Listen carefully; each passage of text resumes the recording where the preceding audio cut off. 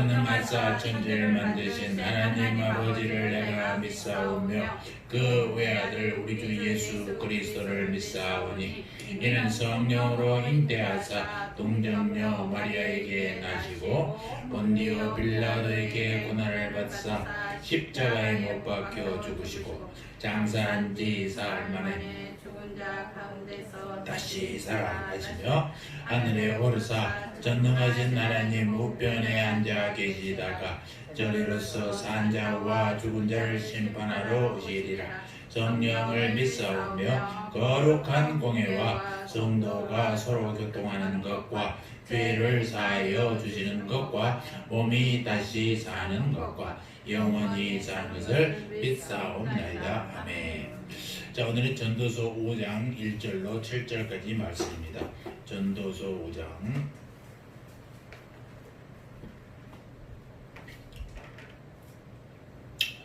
전도서 5장 1절로 7절까지 말씀. 사모님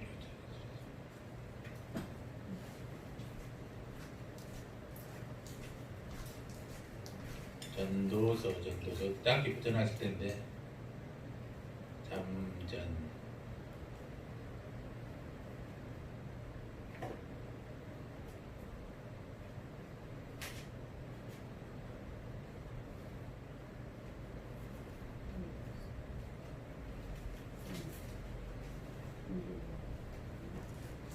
밑에를 당겨야지 밑에를. 자, 전도서 5장 1절로 7절까지 한 절씩 교도합니다. 너는 하나님의 전에 들어갈 때에 네 발을 삼갈지어다. 가까이 하여 말씀을 듣는 것이 우매자의 제사 드리는 것보다 나으니 저희는 악을 행하면서도 깨닫지 못함이니라. 너희는 하나님 앞에서 함부로 입을 열지 말며 급한 마음으로 말을 내지 말라. 하나님은 하늘에 계시고 너는 땅에 있습니다. 그런즉 마땅히 말을 적게 할 것이니 일이 많으면 꿈이 생기고 말이 많으면 우매자의 소리가 나타나느니라. 내가 하나님께 서운하고 같은 일을 더디하지 말라. 하나님은 우매자를 기뻐하지 아니하시나니 서운하고 갚지 아니하는 것보다 서운하지 아니하는 것이 나으니 내 입으로 내 육체를 범죄케 말라. 내 사자 앞에서 내가 서운한 것이 실수라고 말하지 말라. 어찌 하나님의 내 말소리를 진노하사 내 손으로 한 것을 멸하시게 다 같이 꿈이 많으면 헛것이 되고 헛것이 많고 말이 많아도 그러하니 오직 너는 하나님을 경외할지어다. 아멘. 오늘은 오늘 말씀을 중심으로 참된 예배에 대해서 다시 한번 묵상해보는 시간을 갖겠습니다. 이 참된 예배 하면 우리가 요한복음 4장의 이야기를 생각할 수 있는데요. 그 내용이 여러분들 다 아시다시피 예수님의 일행이 한 번은 사마리아 지방 수가성 동네 앞을 지나게 되었는데 점심때가 되어 예수님은 우물가에 앉아 계시고 제자들은 점심을 장만하기 위해서 동네에 들어갔어요. 이스라엘 지방은 사막지에서 낮에는 무척도 없습니다. 그래서 물을 깃는 여자들도 아침이나 저녁이 비교적 서늘하기 때문에 그 시간을 이용해서 물을 깃지 대낮에 온 사람은 없어요. 그런데 아주 뜨거워서 움직이기도 싫은 이 대낮에 어떤 여인이 물을 기르러 우물을 향해 오고 있었다라는 것이죠. 예수님께서는 이렇게 보통 여인들이 물 기르러 나오지 않는 시간을 이용해서 물 기르러 나오는 그 여인이 보통 여인은 아니겠구나 생각을 할 수 있게 되게 됩니다. 그래서 예수님이 그 여인에게 말을 걸었습니다. 여인이여 나에게 물 좀 줄 수 없어. 사마리아 여인이 물을 달라는 남자를 보니까 이 사람이 유대인이요.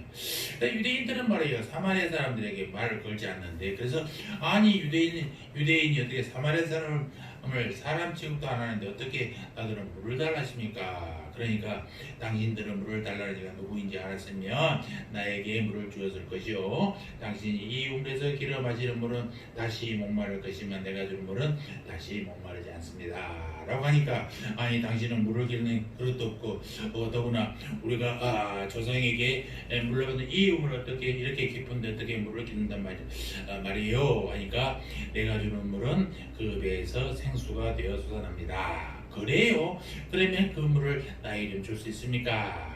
그러니까 당신 남편을 불러오시오. 이 말씀은 이 여인의 삶에서 가장 아픈 부분을 지적한 거잖아요. 그럴 때 이 여인이 어떻게 뜻합니까? 저는 남편이 없는데요. 아, 맞아요. 과거에 당신은 남편을 5이나 쳤는데, 그리고 지금 함께 사는 사람도 당신 남편이 아니요. 그때 여인이 예수님 앞에 거꾸로 지면서 하는 말이, 주여 내가 보니 선지자소이다. 우리 조상들은 이 산에서 예배했는데 당신들은 말은 예배할 곳이 예루살렘에 있다 하더이다. 그러면서 정말 이거 물다가 갑자기 예배의 문제를 이렇게 바뀌지 않습니까? 그렇게 예수님께서 말씀하시기를, 여인이여 내 말을 들으시오. 이 산에서도 말고 예루살렘에서 마시오. 어디서 예배할 것인가 하는 장소의 문제는 그렇게 중요한 것이 아닙니다. 사마리아 사람들은 진정한 영적 지식이 없이 예배하고 있었다는 것을 우리가 발견하게 됐죠. 그래서 여러분, 예배에 관해서 가장 중요한 것이 있습니다. 그것은 예배에 대한 참된 영적 지식이 없이 참된 예배를 드리는 것은 불가능하다. 예배가 무엇인지 알아야 예배 드리는 것입니다. 참된 영적 지식을 깨닫지 못하고 예배하려고 할 때 종종 우리는 예배라는 우상에 빠게 된다라는 사실입니다. 예수님께서 말씀하셨잖아요. 너희는 알지 못하는 것을 예배하고 우리는 아는 것을 예배한다. 중요한 것은 우리가 참으로 알고 예배하느냐 하는 것이다. 구원은 유대인을 통해서 난다. 그것이 구약 성경에 나타난 하나님의 약속이기 때문이다. 그러면서 계속 주시는 말씀이, 아버지께 참으로 예배하는 자는 신령과 진정으로 예배할 때가 오나니라고 말씀. 여기서 신령과 진정이란 말이 지금은 이제 영과 진리란 말을 바꿨잖아요. 왜 그러냐면, 신령하다 이 말은 말이죠. 뭔가 우리가 옛날에 제사 지낼 때 목욕 제기하고 신령한 이런 생각을 할 오해가 많이 소지가 있어요. 우리가 그런 문화에 속해 있어요. 그래서 이번에 영과 진리란 말을 바꿔서 영어로 in spirit, 영어로 또 in truth, 진리로, 이렇게 진리라는 것은 하나님의 말씀이죠. 그러니까 하나님의 성령과 하나님의 말씀 안에서 이제 예배해야 된다라는 거 되는 것입니다. 그래서 장소가 중요한 게 아니라 성령 안에서 예배한다는 것이 무엇보다도 중요하다. 어디서 예배하는 것은 중요하지 않다는 것이죠.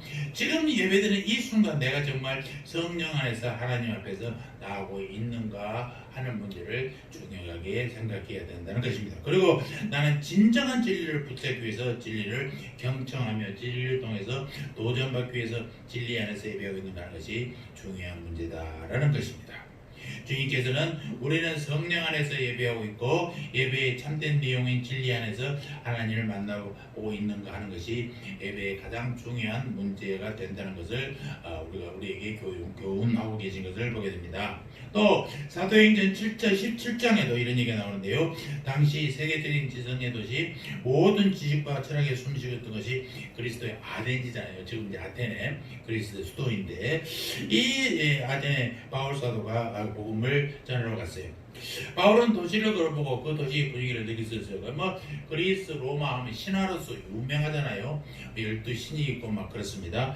도시 도체 우상의 신당들이 세워져 있어요. 그것을 그들의 종교성이 얼마나 깊은가를 볼 수 있습니다. 그래서 그들의 마음속에 흩어지는 추구하는 깊은 종교적인 본능이 있기 때문에 이런 수많은 산당과 우상들이 세워져 있다는 것을 이제 깨닫게 된 거죠. 그래서 바울은 이것을 이거 다 우상들이 헐어버려 하고 이렇게 얘기하는 게 아니라, 그런 방법으로는 그들의 종교성을 비난하지 않거든. 그러니까 여러분들 전도할 때 그렇습니다. 그 다음 우상을 섬기고 다른 걸 섬겼다가도 그걸 다 버려버리는 게 아니라 그런 종교 열심을 가지고 예수로 돌아오게 만드는 것이 중요한 거거든요. 바로 그런 얘기. 내가 두루 다니며 당신들이 위하는 것을 당신들이 성경을 보다가 알지 못하는 신에게라고 생긴 단도 보았어. 당신들은 큰 신들이 있는데 알지 못하는 신. 그러므로 당신들이 알지 못하고 위하는 그것을 내가 당신들에게 알려주려 합니다. 라고 전도를 하기 시작했습니다. 아덴 사람들이 여러 신에게 예배하는데 그 신들 가운데 알지 못하는 신이 있단 말이에요. 너는 알지 못한다, 나는 안다. 그가 예수다라고 이제 소개해 주는 것입니다.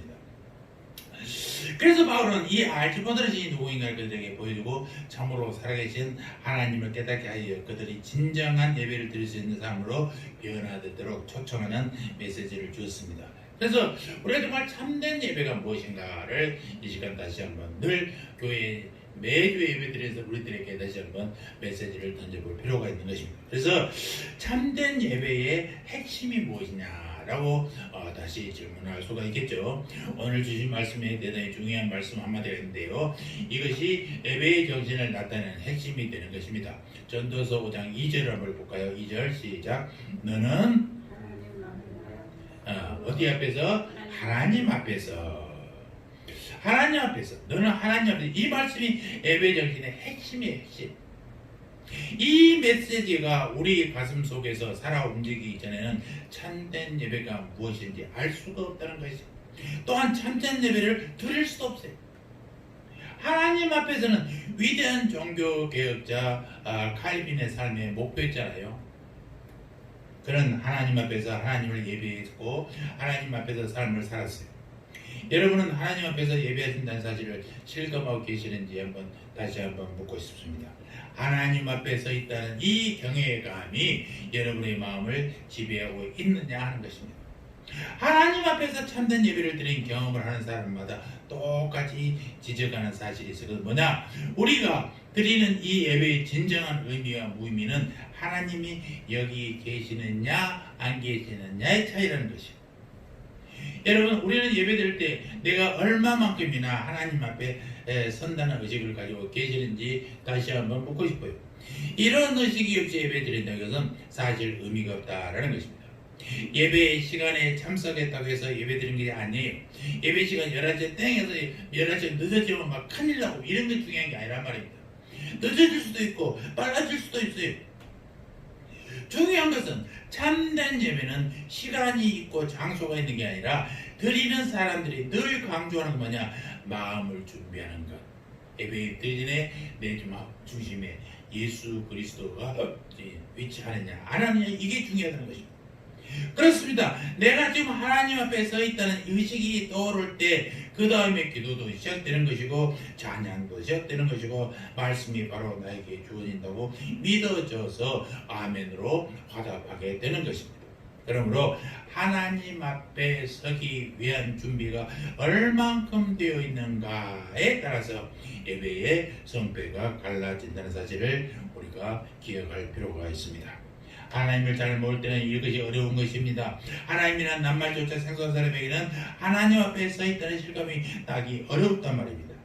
오늘 주신 말씀에서 전도서 기자는 참된 예배의 정신에 있어서 우리가 기억해야 할 세 가지 중요한 요소가 무엇인지를 우리에게 말씀하고 있어요. 먼저 1절을 봅시다. 1절 시작. 너는 하나님의 전에 들어갈 때에 네 발을 삼갈지어다. 가까이 하여 말씀을 듣는 것이 우매자의 제사 드리는 것보다 나으니 저희는 악을 행하면서도 깨닫지 못함이니라. 그러니까 하나님 앞에 우리가 첫째는 하나님의 음성을 듣기 위해 나와야 된다라는 것입니다. 이 말씀은 내가 알지 못하고 무조건적 그 제사라는 형식에 참여하는 것보다 주님 앞에 가까이 나아가 말씀을 듣는 것이 합당하다는 말이라는 것이요. 다시 말해서 예배의 중요한 요소 가운데 하나가 하나님의 음성을 듣는 것이다라는 것입니다. 목사의 음성을 통해서 들리지만 이것이 하나님의 음성으로 나에게 들려져야 되는 것입니다. 다시 말해서 예배의 중요한 요소가 하나님의 음성을 듣는 것, 이것을 여러분 잊지 마시기 바랍니다. 주님께서 내게 말씀하신 그 음성을 듣기 위해서는 저와 여러분은 하나님 앞에서 나와야 해요. 그래서 대면 예배라는 게 뭐예요? 하나님과 얼굴을 마주하고 드리는 거예요.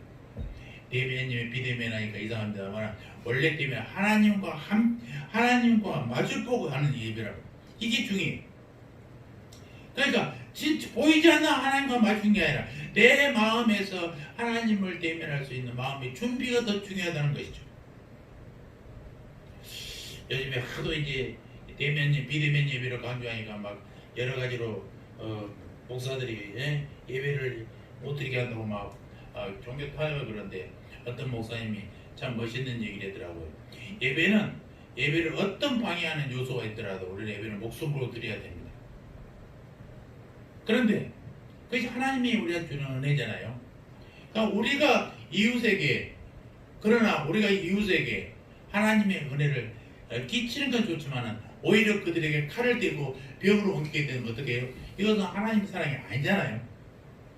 그래서 내가 이웃에게 칼을 대고 병기로 옮길 정도 된다면 우리가 끊는 것이 하나님의 은혜다라고 이렇게 손으로 써가지고 이렇게 벽에 붙여놓은 거죠. 사진을 저 기자가 올려놨더라고요. 그렇습니다. 우리가 이웃사랑이라는 게 바로 그렇잖아요. 내가 드리는 것도 중요하지만 내 드리는 것은 형식에 이렇게 매어서 드리는 것보다도 내 마음이 하나님과 대면하고 있는 것이고, 나를 통해서 다른 사람이 해가 된다면 내가 스스로 행동을 자제하는 것도 큰 덕목 중에 하나가 아닌가 생각합니다. 중세기를 교회사적 견제에서 볼 때는 소위 암흑시대라고 합니다. 그러나 중세 시대가요, 교회사가 발전이 안 됐다 그런 얘기는 아니에요. 그때 예수 믿는 사람이 없었겠습니까? 아니요. 예배당이 없었겠습니까? 아니란 말입니다. 오늘까지 남아있는 문자 그대로 예수님 같이 가장 훌륭한 예배당이 지어진 데가 중세 시기였어요. 더구나 그 당시에는 거의 교인이 아닌 사람이 없을 정도로 엄청난 유럽의 기독교인들이 전파되어 있을 텐데, 그런데 왜 그 시대를 암흑시대라고 하느냐? 중세기 예배는요, 하나님의 말씀을 떠나서 단순히 형식에 빠지기 시작했기 때문에 그렇다는 것입니다. 그것이 중세기 교회에서의 비극이. 그러니까 예배를 드릴 때 하나님 말씀이 중요해야 되고, 설교가 중요해야 되고, 또 하나님의 말씀이 또 받아들이는 우리 마음이 중요해야 되는데, 형식, 그래서 이제 캐톨릭이 예배드리면 우리에게 더 훨씬 우리보다 경건합니다. 거기는 형식에 매여 있어요. 말씀은 예전에는 5분 하다 지금 15분 합니다. 엄청 많이 늘어났죠. 우리는 형식은 매이지 않아. 말씀이 너무나 많아. 우리가 1시간 예배 드리는데 한 40분을 설교하잖아요. 나머지는 형식 예배의 순서에 의한 것이고, 이게 문제가 되는 거예요. 그러니까 거기는 너무 형식에 처해졌으니까 문제가 되고, 우리는 너무 말씀이 많아지니까 문제. 그래서 원래 종교개혁이 말씀의 중심이 돼야 되니까 우리가 말씀을 더 훨씬 많이 하고, 또 목사님들 가운을 입는 것은 이게 사제들의 사제복하고는 달랐습니다. 예전에는 교수들 가르치는 사람들이 다 가운을 입고 가르쳤어요. 그 가르치는 자의 복장이 가운입니다. 그래서 목사들이 뭐 박사학위 가운을 입냐 뭐 되냐 마냐 하는데 그건 아무 상관이 없어요. 신학적인 측면에 봤을 때는 그는